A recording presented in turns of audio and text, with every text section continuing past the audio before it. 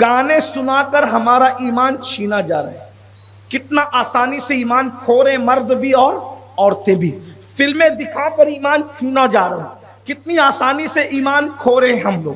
اسی طریقے سے سیریل دکھا کر ایمان چھینا جا رہا ہے. آپ لوگوں کو بہت نارمل لگتا ہوگا کہ یہ مولوی لوگ کیا کہتے ہیں, مبلغین کیا کہتے ہیں, یہ سید کیا کہتا رہتا ہے کہ سیریل دیکھنے سے ایمان کیسے جاتا ہے, فلم دیکھنے سے ایمان کیسے جاتا ہے, گانا سننے سے ایمان کیسے جاتا ہے. تو میں آپ کو بتاؤں ایک بات ہمیشہ یاد رکھنا. نمبر ایک, گانوں کے اندر کلمات کفریہ ہوتے ہیں, اس کو راضی رہ کر سنو تو کفر واقع ہو سکتا ہے. اسی طریقے سے سیریلوں کے اندر یہ سلو پوائزن جس کو کہہ دیں, یہ بہت جو وہ سلو پوائزن جو دھیرے دھیرے تمہارے اندر سرائیت کرتا, یہ زہر, یہ اسلام کے ساتھ بغاوت ہے.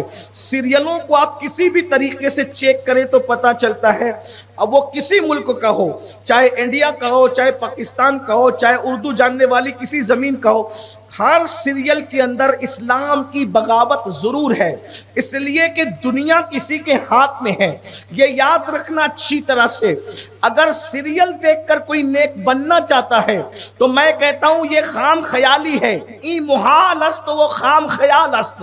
یہ محال بھی ہے, خام خیال بھی ہے. میں نے کہا مجھے سیریل کی کیا, وہ نچنیاں مجھے ادب سکھائے گی جو اسکرین پر زنا کرتی ہے, وہ نچنیاں مجھے اخلاق سکھائے گا جو اسکرین پر ناچتا ہے.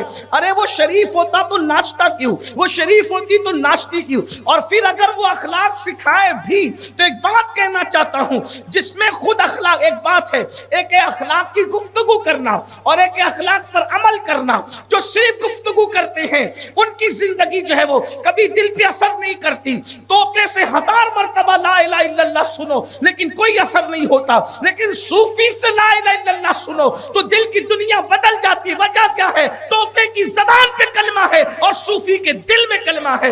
اس لیے اچھی طرح یاد رکھنا, جن کے زبان پر صرف اخلاق ہے ان سے اخلاق سیکھو گے تو تمہارے دلوں پر اخلاق اثر نہیں کرے گا. وہ تمہیں اخلاق سکھائیں گے جو ناچ رہے ہیں, وہ تمہیں اخلاق سکھائیں گے جو ایک ایک راتوں میں کئی لوگوں کے پاس منہ کالے کرتے ہیں. کون کیا کرتے ہیں ہمیں نہیں پتا, لیکن اتنا ضرور ہے ہم دنیا میں رہتے اتنا ضرور جانتے ہیں. آئیے اگر اخلاق سیکھنا ہے تو سیدہ عائشہ صدیقہ بنت صدیق سے سیکھو.